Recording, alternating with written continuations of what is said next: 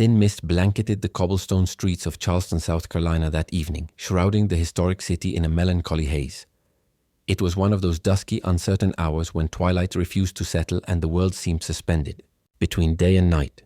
The wrought iron balconies and pastel-painted homes stood quietly, their usual southern charm dulled by the weight of the heavy, humid air. Amelia Brooks tightened her grip on the trash bag she was dragging behind her, the soles of her worn leather boots making soft scuffing sounds against the wet stones. She had just closed Whitmore's rare books for the evening, her tiny sanctuary tucked between a coffee shop and a forgotten antique store on Queen Street. Most nights she found comfort in the lingering scent of old paper and fresh espresso, but tonight unease gnawed at the edges of her mind for reasons she couldn't name. She wore a faded navy cardigan over a pale yellow sundress, the hem brushing against her knees as she navigated the narrow alley behind the shop. Rain threatened but hadn't yet fallen, leaving the air sticky and restless. Amelia was about to haul the trash into the nearest dumpster when she heard it. A muffled sound, fragile and broken, drifting from deeper within the alley's shadows. She froze. There it was again. The unmistakable, heart-wrenching sound of someone crying. It wasn't the angry, frustrated kind of weeping she occasionally heard from the nearby bars when nights ran too long. This was different. It was raw, stripped down to its most vulnerable form. A sound made not by circumstance, but by true loss. Amelia hesitated, logic warning her to turn around, to leave well enough alone. It was Charleston, yes, relatively. Safe, especially this close to the bustling market street. But still, she was alone. No one would blame her if she hurried back inside, turned the deadbolt, and forgot she ever heard it. But something rooted her to the spot. Some stubborn part of her heart, the part that still believed in second chances despite everything, refused to abandon the person behind that sound. Slowly, cautiously, Amelia set the trash bag down. She brushed her damp hair out of her eyes and moved forward, one careful step at a time. As she drew nearer, the dim glow from a distant street lamp cut through the gloom, illuminating a figure slumped beside a dumpster. A man. He wore what had once been an impeccable tuxedo, now wrinkled, and stained with the grime of the alley. His polished black shoes were scuffed and splattered with mud. His head was bowed, his broad shoulders shaking with the force of his suppressed sobs. In one hand he clutched something small and metallic that glinted weakly under the lamplight. A wedding ring. Amelia's heart twisted painfully in her chest. She recognized the posture of grief immediately. She had worn it herself 7 years ago when a single phone call shattered her world. The car crash, her parents, her baby brother gone in an instant. She had felt that same hollow collapse inside her chest, the same desperate desire for the world to stop spinning long enough for her to catch her breath. Without thinking, she approached. "Hey," she said softly, her voice barely a whisper in the heavy air. "Are you okay?" It was a stupid question. He was clearly not okay. But it was all she could think to say. The man flinched at her words, curling in on himself even tighter, as if shrinking under her gaze. He didn't look up, just shook his head in a small, defeated gesture. Amelia hesitated for only a moment longer before dropping to her knees beside him. The dampness of the pavement soaked through her dress, but she didn't care. Carefully, so carefully, she reached out and placed a hand on his trembling shoulder. "It's okay," she murmured. "You don't have to explain. You don't have to say anything." For a long moment he remained rigid under her touch, his body taut with misery. Then, like a dam breaking, he sagged against her, his forehead coming to rest against her shoulder, his sobs finally breaking free. Amelia wrapped her arms around him, cradling him the way she had once cradled herself when the nights got too long, and the memories too sharp. She didn't know his name, she didn't know his story, but she recognized his pain, and for tonight that was enough. They stayed like that for what felt like an eternity, the world around them fading into irrelevance. The only sounds were the ragged pulls of his breath and the distant, muted life of the city beyond the alley. Eventually his sobs subsided into hiccuping breaths. He shifted, embarrassed, and tried to pull away, but Amelia tightened her arms briefly before letting go. "It's okay," she repeated gently. "You're allowed to break sometimes." The man finally lifted his head. Their eyes met. His a stormy, grey, rimmed with red, so filled with sorrow it nearly took her breath away. For the briefest of seconds, Amelia thought she recognized him. His face, even bruised by sadness, seemed familiar. But before she could place it, he turned his head ashamed and staggered to his feet. The wedding ring slipped from his fingers, landing with a soft clink on the wet pavement. Amelia rose too, picking up the ring and holding it out to him. He stared at it for a long time before slowly closing her fingers over it instead. "Keep it," he rasped, his voice rough and unfamiliar. "Maybe it'll mean something better with you." Before she could respond, he turned and disappeared into the mist, his tall figure swallowed up by the night. Amelia stood there for a long time, the ring cold and heavy in her palm. She slipped it into the pocket of her cardigan and walked back to Whitmore's, her mind spinning. She didn't even know his name. She would probably never see him again. But deep down, something told her this wasn't the end of their story. It was only the beginning. Back inside the bookshop, the familiar scent of aged paper and warm coffee wrapped around her like a comforting blanket. She hung up her damp cardigan, the weight of the ring still tugging at the fabric. Part of her wanted to tuck the memory of the encounter away like an old letter in a forgotten drawer. But she couldn't. The sadness in his eyes, the desperation in his touch, they haunted her. Who was he? Why had he been alone on what should have been one of the happiest days of his life? And why, despite all her instincts, did she feel a thread of connection weaving itself between them? Amelia sighed, pressing her forehead against the cool glass of the front window. Outside, Charleston's gas lamps flickered like ghostly fireflies, and somewhere far away, a church bell tolled the hour. She closed her eyes, clutching the wedding ring still warm from her pocket. Maybe, she thought, some meetings weren't accidents. Maybe, just maybe, some hearts were broken in all the right places to fit together. The morning after that haunting encounter in the alley, Charleston woke under a fresh golden sunlight that cut through the haze, setting the old city aglow. It was one of those rare crisp mornings where the humidity lifted and the scent of the Atlantic mingled with the sweet aroma of blooming jasmine vines. The world outside seemed to have moved on, washing itself clean. But inside Amelia Brooks, something remained unsettled. She stood behind the counter at Whitmore's rare books, her fingers mindlessly tracing the spine of an old novel, her mind adrift. The world bustled outside. Horse-drawn carriages rolled by. Tourists snapped pictures in front of Rainbow Row. But Amelia was still anchored in the shadows of that alley. She hadn't spoken of the man, hadn't told a soul, not even her best friend and co-worker, Harper Lane, who now leaned casually against the shop's doorway, sipping coffee from a paper cup. "Earth to Amelia," Harper teased, arching an eyebrow. "You planning to sell that poor book or just pet it all day?" Amelia blinked, startled, and offered a sheepish smile. "Sorry, long night?"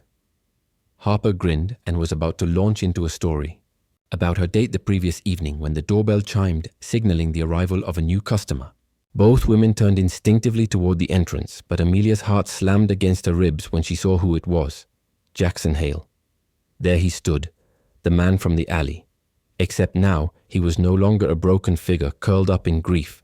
Today, he was the picture of control, tall, broad-shouldered, his tailored navy blazer sitting flawlessly over a crisp white shirt. His dark hair was neatly combed, and though there was still a shadow behind his storm-grey eyes, he carried himself with the steady calm of someone used to commanding attention. Yet when his gaze found hers, something flickered. Recognition. Hesitation. A moment where the air between them shifted, tightened. He approached the counter with a slow, measured stride, a man who had learned to move carefully through a world that had hurt him. "Good morning," he said, his voice low and even, with just the slightest rasp that made Amelia's chest ache. "I was hoping to find a particular book." Amelia swallowed hard, nodding, struggling to find her voice. "Of course. What are you looking for?" He paused, then reached into the pocket of his blazer and pulled out a folded slip of paper. He handed it to her without a word. On it, scrawled in neat, almost rigid handwriting, was the title, "The Little Prince." Amelia's breath caught. A story about loneliness, about lost innocence, about finding connection in the unlikeliest of places. She looked up at him, wondering if he had chosen it deliberately, or if the universe had once again orchestrated something beyond understanding. "I think we have a copy," she said softly, motioning for him to follow her deeper into the shop. As they moved between the towering shelves, past aisles lined with aging tomes and dust motes swirling in the sunlight, Amelia stole a few glances at him. Up close, he seemed both more formidable and more fragile than she remembered. There was a scar above his left eyebrow, faint but unmistakable, and his hands, large, strong hands, were fidgeting slightly, betraying a nervous energy that didn't fit his otherwise composed exterior. They found the book tucked away on a lower shelf. Amelia knelt to retrieve it, brushing off a thin layer of dust. As she rose and handed it to him, their fingers brushed. The contact was brief, accidental, but charged as if some invisible current passed between them. He accepted the book with a murmured thanks, then stood there awkwardly, as if unsure what to do next. "You were," he began, then stopped, searching her face. "You were there? Last night?" It wasn't a question. Amelia hesitated, then nodded. "Yes." Silence stretched between them, heavy and aching. "I don't know why you stayed," he said finally, his voice rougher now. "Most people, they would have walked away."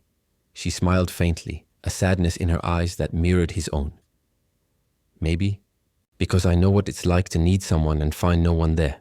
He flinched at her honesty, as if it pierced a layer of armor he hadn't even realized he was wearing. "My name's Jackson," he said after a long moment, offering his hand. "Amelia," she replied, shaking it. His grip was firm but not overpowering, warm in a way that surprised her. A beat passed. "Can I buy you a coffee?" he asked suddenly, the words tumbling out faster than he'd intended. "Just to say thank you." Amelia blinked, caught off guard. She should have said no. Harper was watching from the counter with thinly veiled curiosity, and Amelia had 100 reasons to stay behind the safe walls of the bookstore. But looking into Jackson's eyes that carried storms and regrets and a hope he hadn't yet dared to name, she found herself nodding. "Okay." They crossed the street to a small cafe, one of Amelia's favorites, where the chairs were mismatched and the windows always fogged from the steady brewing of coffee and community. They found a table by the window, and for a while the conversation was light. Favorite authors, funny stories about mishandled books, the way Charleston seemed to hum with invisible stories of its own. But beneath it all, there was tension. Not uncomfortable, but undeniable. Like two people standing on opposite cliffs, knowing they might just be foolish enough or brave enough to jump. After a long pause, Jackson set his coffee down and leaned back in his chair, studying her. "You probably read about it," he said finally, his voice a low rumble. "In the papers." Amelia frowned. "About what?" He smiled, but there was no humor in it. "The wedding, or the one that never happened."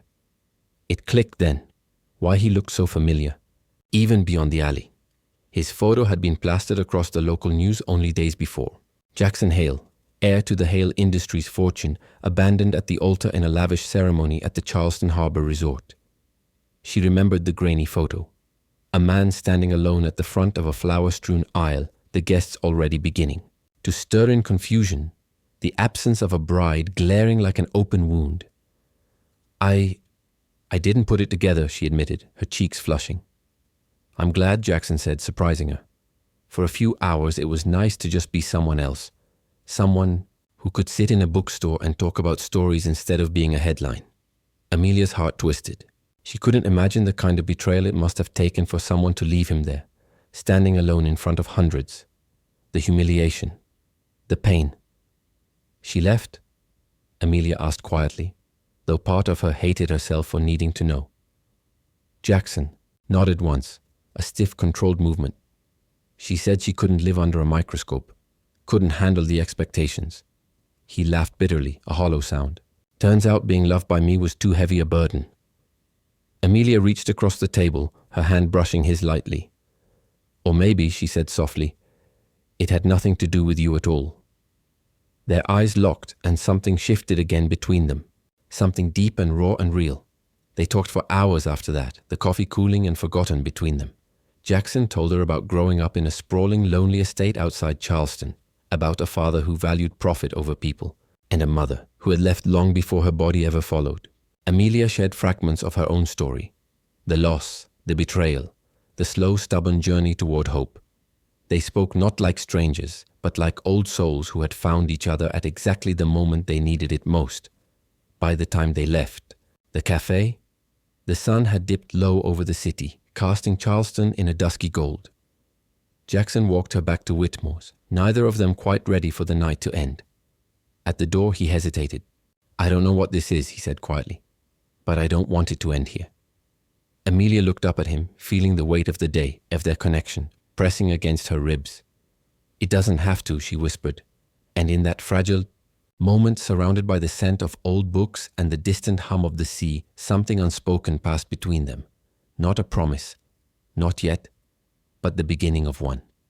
The days that followed were strange and delicate, as if the very air between Amelia, Brooks and Jackson Hale had thickened with unspoken possibilities. At Whitmore's Rare Books, Amelia found herself glancing toward the door more often than she cared to admit, half hoping and half dreading that Jackson might walk through it again. She scolded herself for being foolish, for letting a single coffee, a few vulnerable conversations sway her heart so easily. Yet when the bell above the door finally chimed and Jackson stepped inside, her heart answered before her mind could object. It became a quiet rhythm between them. Jackson would stop by, sometimes buying a book, sometimes pretending to browse, and Amelia would pretend not to notice how his presence filled the room differently from anyone else. Their conversations deepened, slipping beyond casual pleasantries into more vulnerable territories, places most people guarded fiercely. He spoke of his dreams, the ones he had abandoned in favor of running the family empire when his father's health declined. She spoke of her fears, of loss, of betrayal, of building a life alone because it felt safer than risking her heart again. Charleston itself seemed to echo their tentative bond.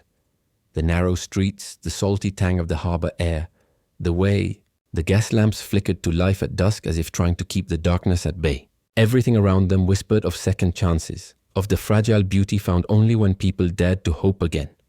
One rainy Thursday, as a stubborn storm rolled in off the Atlantic, Jackson invited Amelia to lunch at a little cafe tucked behind King Street, a place few tourists knew, with hand-painted murals on the walls and the scent of fresh rosemary in the air.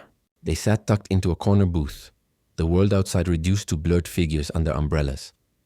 "I used to think my life was all mapped out," Jackson said, stirring his coffee absently. "Graduate top of my class, take over Hale Industries, marry someone who looked perfect in the family Christmas card." Amelia smiled faintly. "And now?" He looked up, and the intensity in his gaze caught her breath. "Now I think the best things in life are the ones that catch you completely off guard." She dropped her gaze, feeling the heat rise in her cheeks. There was a weight to his words, a gravity that frightened her in a way nothing else had. She had built a careful life after all the pain. A life of quiet routines and manageable expectations. Jackson threatened to shatter that, not with force, but with something far more dangerous: hope. After lunch, they wandered through the Charleston city market, the storm having reduced it to a scattering of stubborn vendors and a few damp tourists. Jackson bought her a small hand-carved wooden bookmark shaped like a star, and when he handed it to her, their fingers brushed. Amelia tucked the gift into her pocket without a word, but inside something bloomed quietly. Later that evening, back in her tiny apartment above the bookstore, Amelia sat by the window listening to the rain drum against the glass. She turned the bookmark over and over in her hands, thinking about Jackson, about his sadness, his kindness, the way he carried himself with a mix of brokenness and dignity that called to parts of her she thought she had long buried.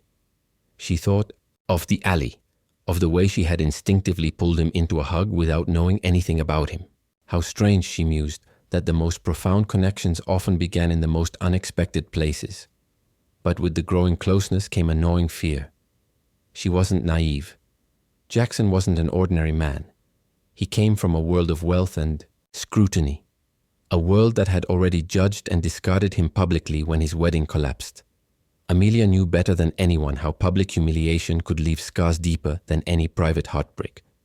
Could she really be part of that world? Could she weather the storms that would come if people found out Jackson Hale, Charleston's jilted groom, was spending his days in the company of a bookstore clerk with a battered heart and no pedigree? The doubts festered quietly as days turned into weeks. Yet each time Jackson appeared, with a lopsided smile, a new book recommendation, or a simple "How was your day?" the doubts faded just a little more. Against her better judgment, against the voice inside that warned her to guard her heart, Amelia began to let him in. One evening, as the sun dipped low over the harbor, casting Charleston in hues of molten gold, Jackson asked her to walk with him along the battery. The sea wall stretched out before them, old cannons lined like sentinels facing the restless waters. The air was cool, tinged with the scent of salt and history. They walked in silence at first, their hands brushing occasionally, sending electric sparks up Amelia's arm each time. Finally, Jackson spoke. "I was supposed to marry Caroline. Because it made sense," he said, his voice carrying the weight of truths unspoken. "Our families aligned. Our reputations aligned.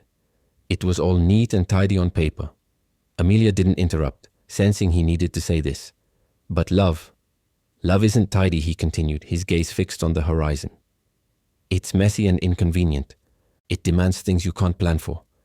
Caroline didn't love me. I didn't really love her either. We loved the idea of each other. He stopped walking and turned to face her. The setting sun painted his features in a light so tender, so vulnerable, that Amelia felt her chest tighten. I don't want neat and tidy anymore, he said, his voice low but certain. I want messy. I want inconvenient. I want something real. Amelia stared at him, her heart pounding so loudly she was sure he could hear it. She wanted to believe him. God, she wanted to. But trust was not something she could give easily, not after everything. Not after watching her parents' marriage dissolve into betrayal and bitterness. Not after Ethan. She looked away, blinking rapidly against the sting in her eyes. I'm not easy to love, Jackson, she whispered. He stepped closer, so close she could feel the heat radiating from him, the steady beat of his heart. Neither am I, he said, and there was a broken sort of smile on his lips. Maybe that's exactly why we should try. A tear slipped down Amelia's cheek, and Jackson, with infinite gentleness, brushed it away with his thumb. I'm not asking for promises, he murmured. Just don't walk away before we even have a chance. Amelia closed her eyes, breathing. In the scent of salt and sea and him, and when she opened them again, she saw not the man from the tabloids, not the jilted billionaire, but just Jackson, flawed and fragile and fiercely real. I'm scared, she admitted, her voice trembling. So am I, he said simply. And somehow that made all the difference. As the first stars blinked into existence above Charleston, they stood together at the edge of the world, two broken souls daring, just barely, to believe in something new. Amelia slipped her hand into his, and Jackson's fingers closed around hers like a promise he wasn't yet ready to speak aloud, but was already living. They walked back toward the city hand in hand, their steps slow and sure, their hearts lighter than they had been in years. Neither of them knew what lay ahead, the challenges, the tests, the unexpected storms, but for the first time in a long time, they weren't facing the future alone. And sometimes Amelia thought that was enough. Later, that night, as Amelia lay in bed listening to the soft creak of the old bookstore settling for the evening, she realized she hadn't just opened her heart slightly to Jackson. She had thrown open a door she hadn't even known was still there. Memories of her past heartaches whispered against the edges of her mind, but they no longer screamed the way they once had. Instead, she thought about Jackson's touch, the way he had wiped away her tear without judgment, without expectation. About the quiet way he had waited for her to take his hand first. About the way he had confessed his own fear, making it safe for her to admit hers. She understood deep in her bones that falling for someone wasn't a leap. It wasn't a dramatic, heart-stopping plunge. It was this. Small choices, soft. Moments stitched together until one day you woke up and realized you had crossed the chasm without even noticing. The next few weeks unfolded gently, a slow dance of tentative trust. Jackson continued to visit Whitmore's, sometimes with a coffee in hand, sometimes just with a crooked smile that made her heart trip over itself. They didn't talk about the future. They didn't label whatever was blooming between them. They simply were. And that, Amelia realized, was a gift. One Sunday morning, the city awoke under a pale gold sky, Charleston steeples cutting graceful lines against the light. Jackson invited her to the farmers' market along Marion Square. It was crowded, bustling with tourists and locals alike, but somehow walking beside him the noise faded into a soft hum. They browsed hand-woven baskets, sampled sweet tea, laughed over a dog in a sun hat prancing by. Jackson bought a bouquet of sunflowers from a little girl running a stand, and to Amelia's surprise, tucked one into her hair without saying a word. The simple gesture undid her more than any grand speech ever could. As they sat on a bench beneath the sprawling limbs of a live oak, Jackson turned to her, his face thoughtful. Do you ever think about what comes next? He asked, voice tentative. Amelia smiled faintly. Sometimes, but I've learned not to plan too much. Life tends to laugh at plans, he chuckled, the sound low and warm. You're right, I don't want to mess this up. You won't, she said before she could stop herself. And for the first time in a long time, she meant it. They fell into an easy silence, the kind that only grows between people who trust each other enough not to fill every moment with words. As the sun climbed higher, casting dappled patterns across their bench, Amelia thought about the woman she had been before, guarded, isolated, so certain that kindness had to be measured and metered carefully, lest it be stolen. She thought about the man Jackson had been, polished, distant, a fortress behind a perfect facade. Somehow, without even realizing it, they had begun dismantling their own walls, brick by brick. She turned to look at him then. at the man who had once been a stranger crying in an alley, now sitting beside her like a quiet miracle. His profile was etched in light and shadow, and she saw not the CEO, not the jilted groom, but simply Jackson, a man trying imperfectly but wholeheartedly to find something real. And for the first time in a long while, she let herself believe that maybe, just maybe, she had found something real too. The days that followed were stitched together with a kind of quiet magic. Amelia found herself smiling more, moving through Whitmore's bookstore with a lightness that had eluded her for years. Jackson's presence was no longer an anomaly in her life, but a gentle certainty, like the tide brushing the shores of Charleston, steady and reassuring. Yet happiness never arrives without shadows trailing behind it. One crisp afternoon, the bookstore buzzed with the soft murmur of customers thumbing through worn pages. Amelia was arranging a new display of vintage poetry collections when the door chimed, and in walked a woman whose very aura seemed to slice through the warm atmosphere. She was stunning, tall, poised, with dark auburn hair swept into an elegant chignon. A navy blue coat clung to her slim frame, and a designer handbag dangled from her manicured fingers. Her sharp green eyes swept across the room until they landed on Jackson, who had just emerged from one of the aisles, a small grin on his face. The moment he saw her, the smile faltered. "Claire," he said, voice low, almost disbelieving. Amelia froze, a poetry book slipping from her fingers, thudding softly onto the wooden floor. She crouched quickly to pick it up, heart hammering as she realized she was witnessing something she wasn't prepared for. Claire walked straight to Jackson, ignoring the curious glances from nearby customers. "Jackson," she said, her voice cool, almost businesslike, "we need to talk." He shifted uncomfortably, glancing toward Amelia, who busied herself with the books but couldn't block out the tension radiating across the room. "This isn't the time or place," Jackson replied, his jaw tightening. Claire's lips pressed into a thin line. "You owe me that much." The words struck a chord deep inside Amelia. She knew she had no right to feel betrayed. Not really. Whatever was or wasn't happening between her and Jackson hadn't been defined. But emotions rarely obey logic. She forced herself to focus on her work, heart pounding. Without another word, Jackson led Claire outside, the door swinging shut behind them. Amelia stood still for a long moment, gripping the edge of the table. The bookstore around her seemed to fade, the colors blurring into muted hues of doubt. She told herself she was being silly. Jackson didn't owe her anything. They were just two people sharing moments. No promises, no expectations. And yet, as she watched them talking animatedly through the glass, Claire touching Jackson's arm, him stepping back but not walking away, a familiar old ache began to gnaw at her chest, the same ache she'd felt when she discovered her ex-boyfriend wrapped around someone else. When she realized that love, no matter how fiercely given, could be so easily discarded. By the time Jackson returned, Claire nowhere in sight, Amelia had gathered herself, schooling her features into careful neutrality. "I'm sorry about that," Jackson said, running a hand through his hair. "I didn't expect to see her." "You don't have to explain," Amelia said, voice softer than she intended. "But I want to," he insisted. He hesitated, then continued. "Claire, she's my ex-fiancée." Amelia nodded slowly, biting the inside of her cheek. "I figured." He exhaled sharply, frustration clouding his features. "She left before our wedding. No goodbye, no explanation. Just vanished." A hollow laugh escaped him. "And now she shows up saying she made a mistake." Amelia forced a smile, though her heart twisted painfully. "Sounds complicated." "It was," Jackson admitted. "But it's not anymore. I'm not the same man she left. I don't want that life back." Their eyes met, and for a fleeting moment, Amelia saw the depth of the wound he carried. A wound she could recognize because she carried one too. Still, fear dug its claws into her heart. Fear of being a rebound. Fear of being the consolation prize for a man still nursing old wounds. She needed time to think, to breathe. The next few days, Amelia threw herself into work with renewed fervor. She reorganized entire sections of Whitmore's, wrote newsletters to longtime customers, hosted book readings with local authors. Anything to keep her mind occupied. Jackson continued to come by, never pressuring her, simply offering his steady, quiet presence. Sometimes he'd bring coffee and leave it by her register without a word. Sometimes he'd find a new book and sit in the corner, flipping through its pages, a silent reassurance that he wasn't going anywhere unless she asked him to.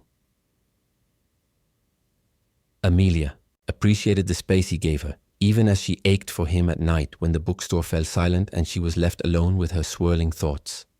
One evening, after closing, Amelia lingered at the front window watching the gas lamps flicker to life along the cobblestone streets of Charleston. The city looked timeless under the twilight sky, as if holding its breath. Behind her, a soft knock sounded on the door. She turned to see Jackson standing there, a sheepish smile on his face and a takeaway bag in his hand. "I thought maybe you hadn't eaten," he said when she opened the door a crack. Her heart softened despite herself. She stepped aside, allowing him in. They ate Chinese takeout, sitting cross-legged on the bookstore floor, the scent of lo mein and sweet and sour chicken, mingling with the old paper perfume of the store. It was simple, unpretentious, just two people trying to bridge the gaps between them.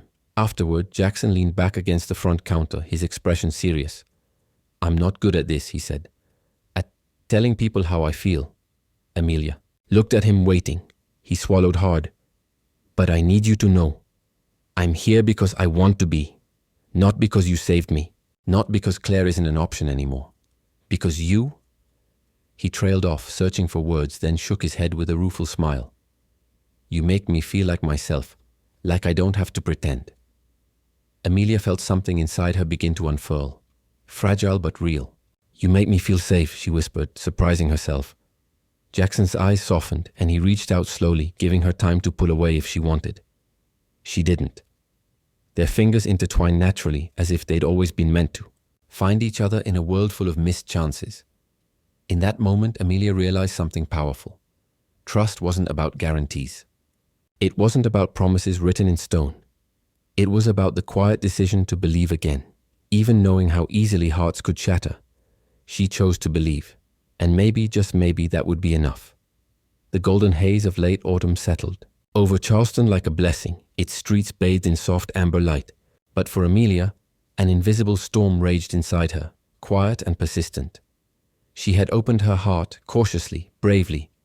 Yet something deep within her still clung to old fears, the shadows of abandonment and betrayal too deeply etched to vanish overnight. One afternoon, as she was arranging a shipment of new arrivals at Whitmore's, Jackson entered the store, his smile easy, carrying 2 cups of coffee. It had become a habit between them, small rituals of tenderness stitched into the fabric of their growing bond. "I thought you might need a pick-me-up," he said, setting a cup on the counter.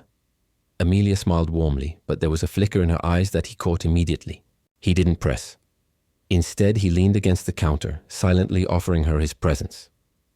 Later that evening, after the last customer had wandered out into the cool Charleston twilight, Amelia and Jackson sat by the large bay window overlooking the street.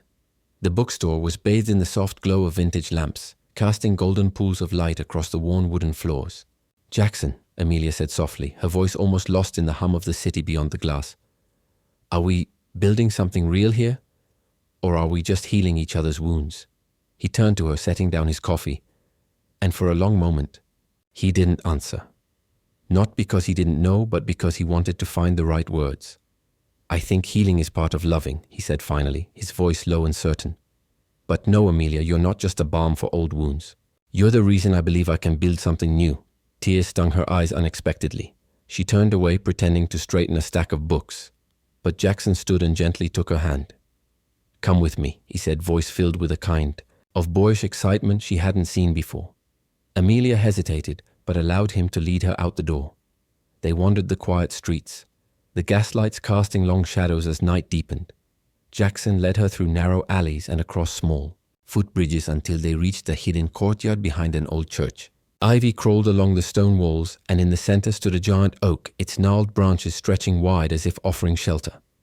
Jackson paused beneath the tree, pulling something from his jacket pocket. Amelia watched, breathless, as he unfolded a piece of paper. "I found this a few weeks ago," he said. "It's an old map of Charleston's hidden gardens. Most people don't even know they exist anymore." He handed it to her, and she traced the faded ink lines with her fingers. "I thought," Jackson continued, a little nervous now, "we could find them together. Like a secret only we share." Amelia's heart swelled. It wasn't a grand gesture meant for crowds or cameras. It was something real, something just for them. "I'd like that," she whispered. The next few weekends became an adventure stitched into their lives. They mapped out hidden courtyards, stumbled upon forgotten fountains, and once found a small library tucked inside an old mansion, its shelves lined with dusty first editions. Each discovery was a chapter written quietly into their growing story.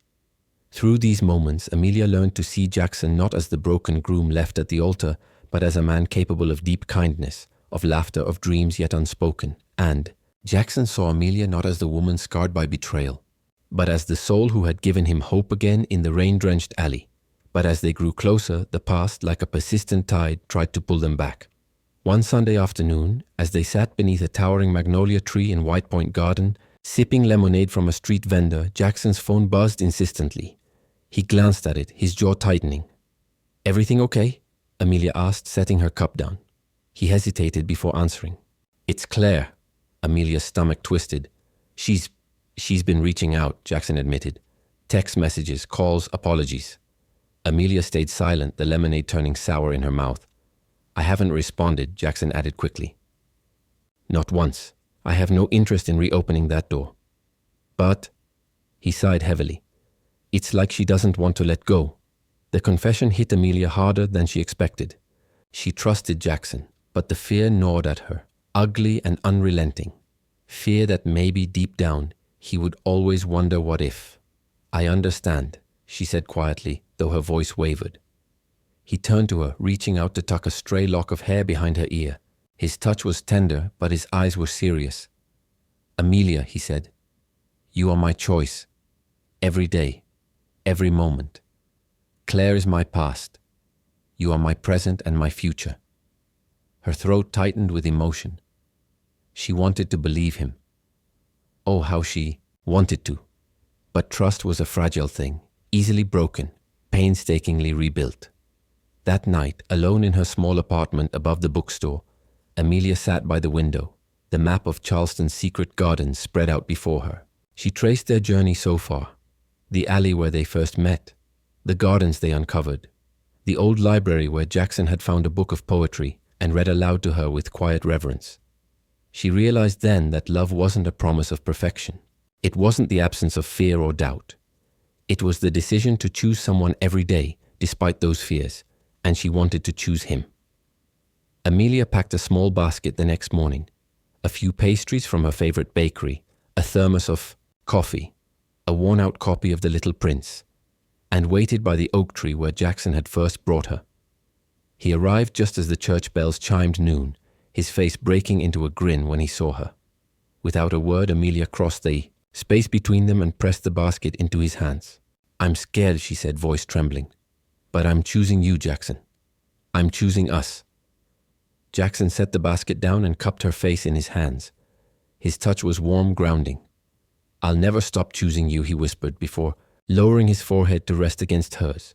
In that quiet courtyard, surrounded by ivy and sunlight and the whisper of old oaks, they found something more precious than grand declarations or public promises. They found the quiet, steady beginning of a life stitched together from broken pieces, now made whole by love, patient, persistent, and real. And this time, neither of them would let go. After their moment under the ancient oak tree, Amelia and Jackson began to weave their lives together, not in a rush, but with the kind of careful, reverent tenderness born from knowing how fragile hearts could be. They spent quiet afternoons exploring Charleston's oldest cemeteries, where the air smelled of moss and memory. They lingered in tiny cafes tucked between alleys, losing hours in conversation that swung between silly debates over favorite novels and confessions of childhood dreams. Amelia showed Jackson the tiny used bookstore on Broad Street, where she used to hide from the world after her parents' divorce. Jackson took her to the waterfront, where he used to watch the ships as a boy, dreaming of a life far away from the expectations that had once shackled him. But even as they built these memories, the world outside began to intrude. Whitmore's bookstore, Amelia's sanctuary, was facing hard times. Online giants had chipped away at their customer base, and the owner, a kind elderly man named Mr. Granger, confided in Amelia one evening that he might have to sell. "I hate to do it," he said, his voice thick with regret. "This place has been my life for 30 years, but the numbers don't lie." Amelia's heart twisted. The thought of losing Whitmore's felt like losing a piece of herself. It was the place where she had found solace, and later, where she had found Jackson. When she told Jackson about it, he listened intently, his brow furrowed in concern. Then he said something that startled her. "What if we saved it?" Amelia laughed, thinking he was joking, but Jackson's expression remained serious. I'm not saying it would be easy, but maybe we could invest, turn it into something more. A community hub, a place for book readings, storytelling nights, poetry slams. We could breathe new life into it. The idea lodged itself in her heart, instantly. She imagined children sitting cross-legged at readings, elderly couples sipping coffee over thick novels, writers hunched over notebooks in cozy corners. Hope flickered. But that's a big risk, Amelia said cautiously. Financially, emotionally. Jackson reached for her hand across the table. His palm was warm, grounding her. Every good thing worth having is a risk, he said simply. The next few weeks became a whirlwind. Jackson used his business acumen to draft proposals, while Amelia worked late hours creating event calendars and new marketing plans. They met with local artists and teachers, setting up partnerships to bring life into Whitmore's dusty corners. For the first time in a long while, Amelia wasn't just surviving. She was dreaming. Their bond deepened in those long nights, building shelves, painting walls, and collapsing into laughter when something inevitably went wrong, like the time Amelia spilled an entire bucket of blue paint across the newly polished floor, or the time Jackson got trapped in the storeroom because the old latch snapped shut. Every small disaster became another stitch binding them closer. One evening, as they stood outside Whitmore's, admiring the new sign Jackson had commissioned, Whitmore's, a place for stories, he slipped his arm around Amelia's shoulders and said almost shyly, "We're not just saving a bookstore, you know. We're building a home." Amelia rested her head against his shoulder, smiling into the twilight. For the first time, she let herself believe it, not just in Jackson, not just in their future, but in herself, in the quiet strength it took to risk her heart again. And somewhere, deep inside, she knew this wasn't just the story of a man and a woman who met on a rainy night in an alley. It was the story of choosing hope, again and again, even when the world gave you every reason to give up. In the months that followed the reopening of Whitmore's, Amelia and Jackson's days unfolded like a quiet, beautiful symphony. The bookstore became more than a place to buy novels. It became a sanctuary for a city that had long needed a soft place to land. Children's laughter echoed through the aisles during story time. Older couples lingered over coffee, and young artists filled the walls with their dreams sketched onto paper and canvas. Amelia watched it all with a heart full of a warmth she had thought lost to the rain-soaked alleys of her past. But even as they built something beautiful, shadows from old wounds lingered. Jackson's company in New York, the empire he had helped build before walking away, began reaching out more aggressively. Investors wanted him back. They dangled promises of expansion, offered him positions of greater power and prestige.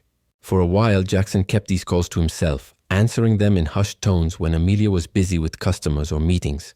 He told himself he was only entertaining the conversations to buy time. But slowly, the pressure mounted. His world, the world of ambition and strategy and endless flights, was calling him back with a siren song. Part of him, the part forged in boardrooms and skyscrapers, missed it. Amelia noticed the change before he said anything. He would arrive. At Whitmore's distracted, his smiles a little thinner, his laughs a little shorter. She caught him once standing alone in the storeroom, staring at his phone with a look she couldn't quite decipher. Longing, regret, or maybe fear. One rainy evening, as the last customers trickled out and the smell of fresh coffee lingered. In the air, Amelia found him seated in the corner where they had once sketched out plans on napkins, his head bowed in thought. "Jackson," she said gently, sitting across from him. "Are you going to tell me what's going on?" He looked up, blue eyes clouded.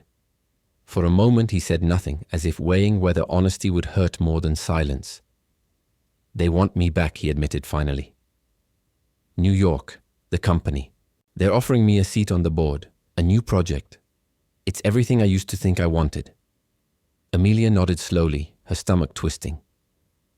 "And do you want it?" she asked, keeping her voice steady, though the ache already bloomed beneath her ribs. Jackson exhaled a long, shaky breath. "I don't know. I thought I left that life behind. I thought this was enough." He didn't say it cruelly, but the words stung all the same. "This is enough," Amelia said softly. "But maybe not for you." Silence stretched between them, thick and heavy, louder than any argument they could have had. "I love what we built," Jackson said quickly, reaching for her hand. "I love you, Amelia. That hasn't changed." She searched his face, the tension in his jaw, the restless tap of his thumb against the table, and knew that love wasn't the question. It never had been. It was about belonging, about who he was at his core. I don't want to be something that holds you back, she whispered, pulling her hand away. You're not, Jackson said fiercely, but doubt flickered in his eyes, betraying him. That night, Amelia lay awake in her small apartment above Whitmore's, listening to the rain drum against the windows. Memories washed over her, of the I-Spy alley where she had first seen Jackson, broken and beautiful, of the first hesitant smiles they shared, of the dreams they had stitched together under Charleston's gentle skies. She had always known love was a risk. She just hadn't expected to lose him to the life he left behind. In the days that followed, Jackson grew more distant. He tried to hide it, brought her coffee, stayed late shelving books, laughed at children's jokes, but his heart wasn't in it anymore. It was like watching a tide pull away from the shore, inevitable and merciless. Finally, on a golden afternoon, when Charleston's streets gleamed from a fresh rain, he told her, I'm going back, he said, standing in the heart of Whitmore's, surrounded by the dreams they had built. Amelia nodded, swallowing the lump in her throat. She had prepared for this, bracing herself like a sailor for an inevitable storm. For how long? She asked. Jackson hesitated. I don't know. Her heart fractured a little at that.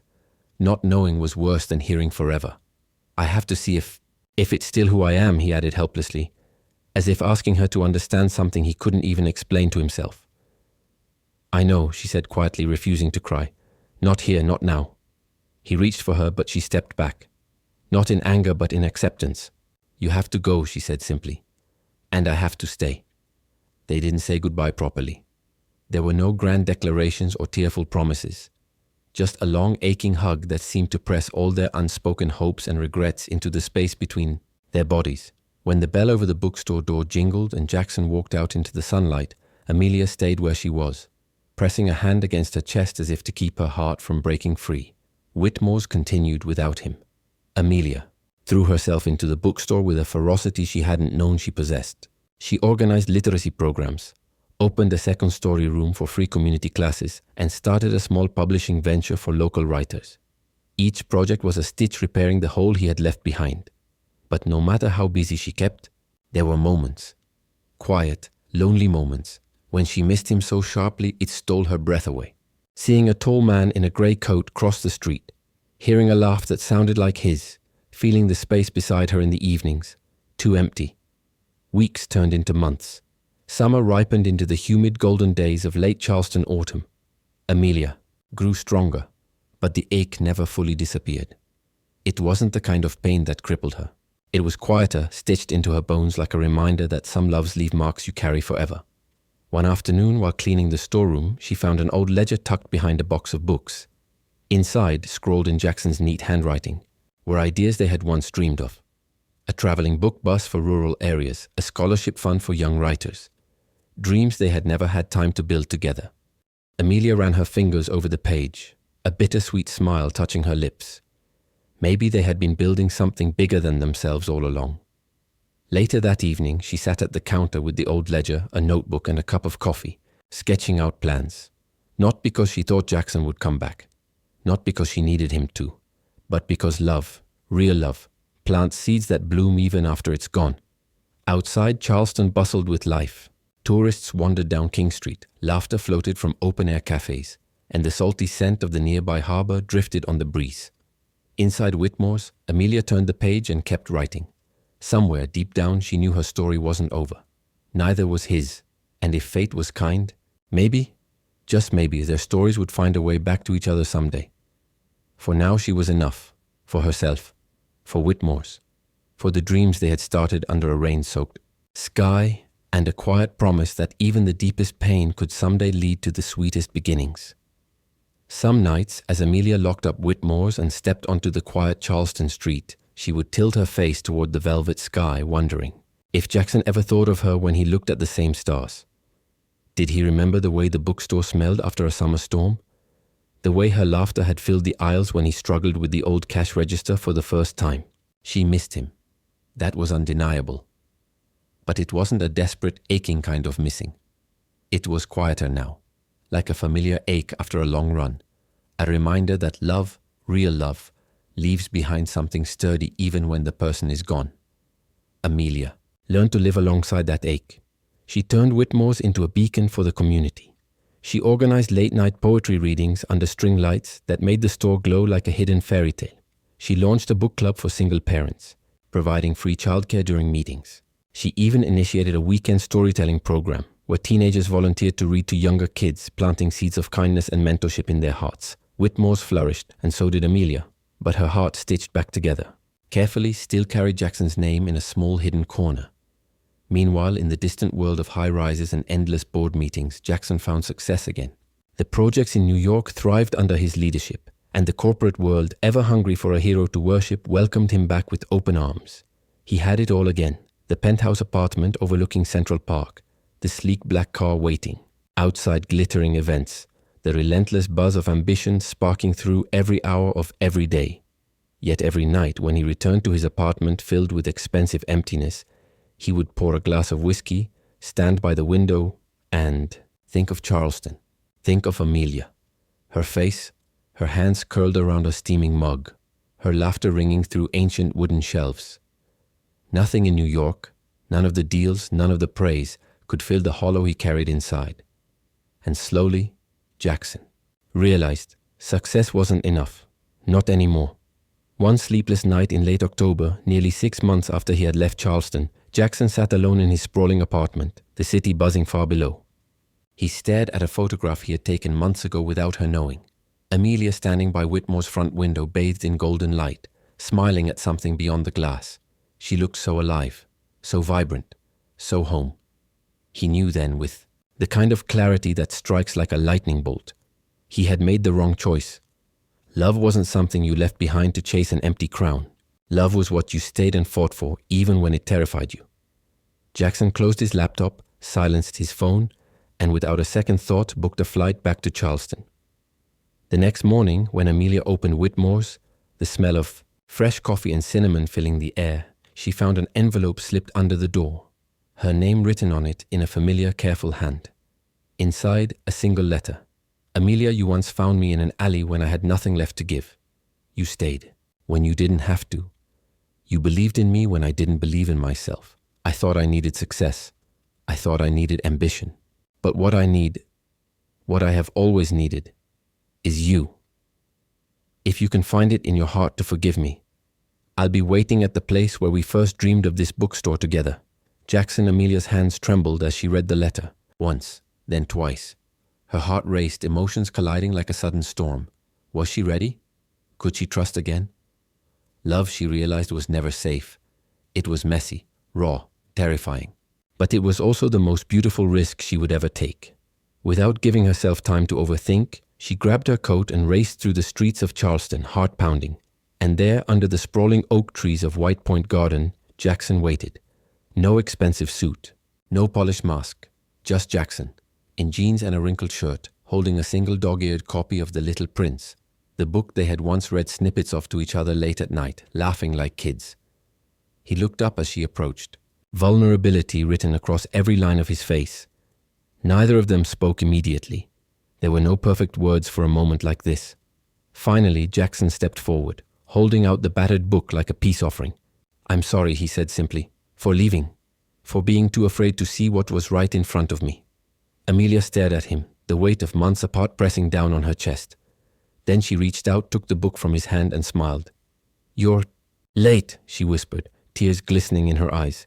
But you're here. Jackson exhaled a shaky laugh, and in that instant the months apart melted away like morning mist. He pulled her into his arms, holding her with the fierceness of a man who had nearly lost everything. And this time, Amelia didn't hold back. She clung to him, to hope, to the reckless, terrifying, beautiful thing they had fought so hard to find. They stood there, two souls scarred but unbroken, beneath the watchful gaze of the ancient trees and the forgiving southern sky. Together, at last. The months that followed felt like living inside a second chance neither Amelia nor Jackson had dared to believe they deserved. Life in Charleston unfolded with a quiet beauty they now noticed with fresh eyes, as if even the cobblestone streets and the moss-draped oaks had been waiting for them to return to each other. At first, they moved carefully around each other, still learning the new rhythms of their bond. Jackson didn't try to reclaim the life he had abandoned. He let go of the gleaming New York offices and the endless corporate meetings. He chose instead to stay close to Whitmore's, close to Amelia. He took a consulting job that allowed him to work from home, advising small businesses and mentoring young entrepreneurs who had the drive but not the resources. Amelia, for her part, struggled with the lingering ghosts of abandonment. There were days when Jackson's late arrival or an unanswered call sent a cold wave of fear through her chest, unbidden and irrational. But each time Jackson noticed, and he stayed. Without grand gestures or dramatic declarations, he stayed, listening, learning, offering his steady presence like a lighthouse through her inner storms. They learned together that healing wasn't linear. Some days were easy, filled with laughter, and late-night talks about books and dreams. Other days were harder, when old scars ached without warning. But they faced it all without running. One crisp Saturday afternoon, they decided to host an open-air book fair at Whitmore's, turning the small garden behind the bookstore into a gathering place for the community. Amelia watched as Jackson hammered handmade wooden signs into the grass, directing visitors to Poetry Corner and Children's Story Time. His shirt sleeves were rolled up, dust smudged across his arms, and he looked more alive than she had ever seen him in his polished New York days. The fair was a vibrant success. Neighbors wandered between tables stacked with second-hand books, children sprawled across picnic blankets listening to volunteers read, and local musicians strummed soft melodies under the setting sun.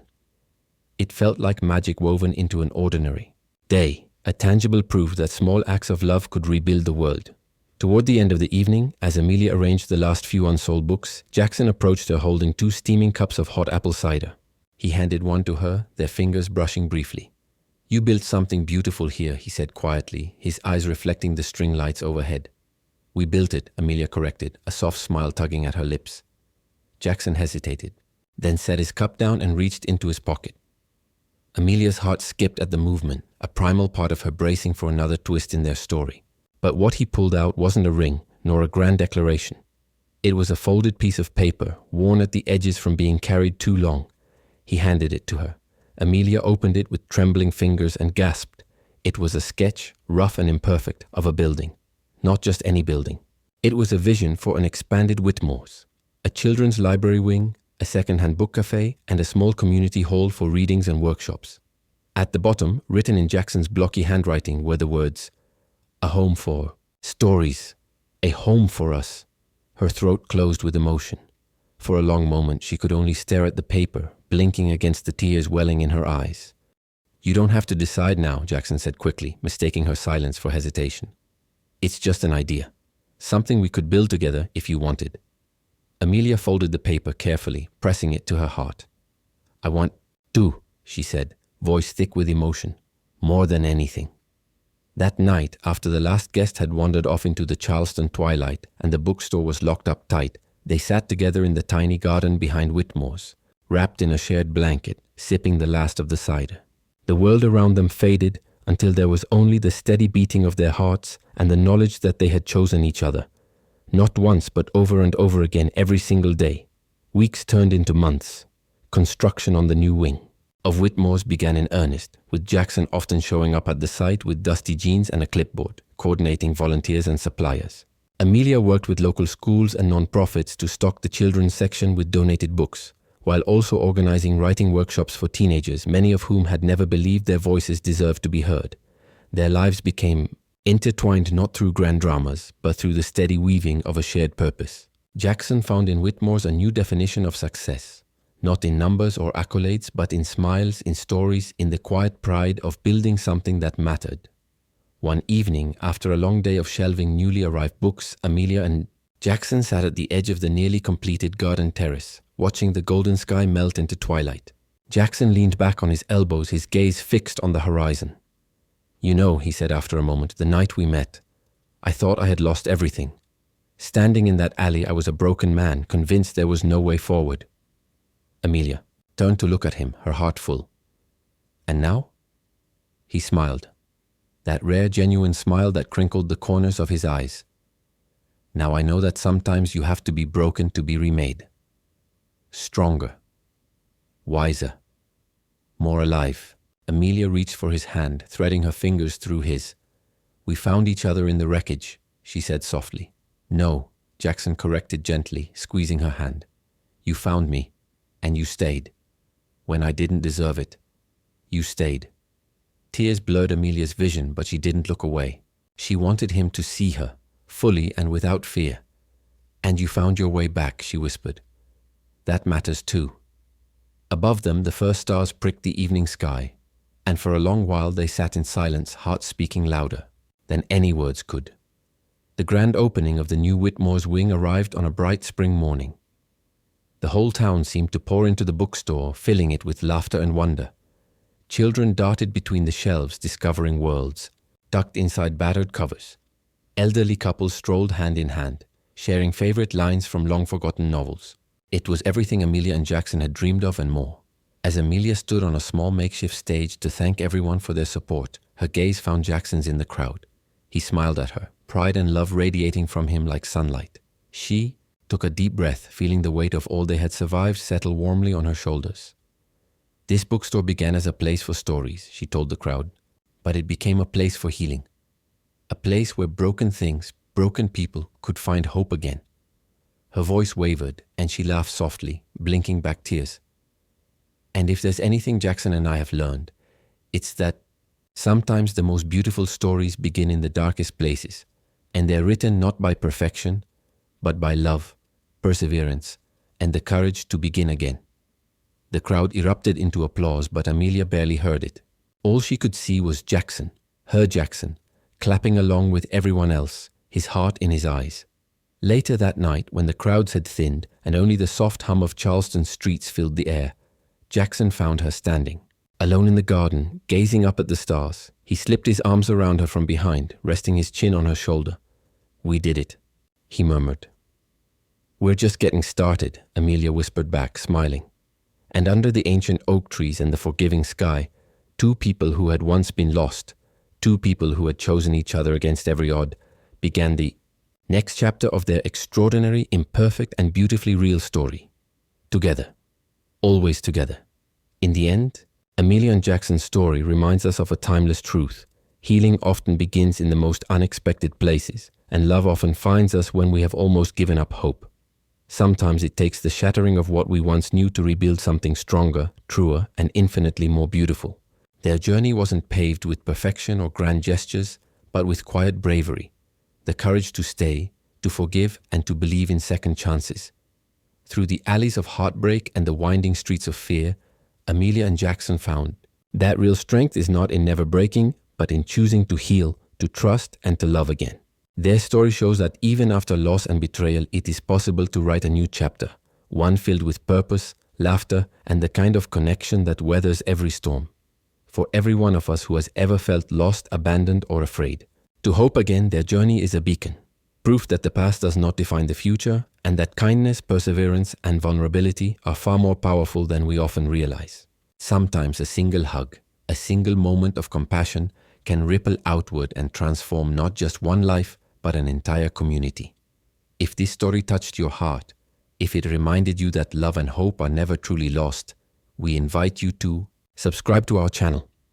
Your support gives us the strength to keep creating more heartfelt stories, stories that inspire, heal, and remind us of the beauty found even in the broken places.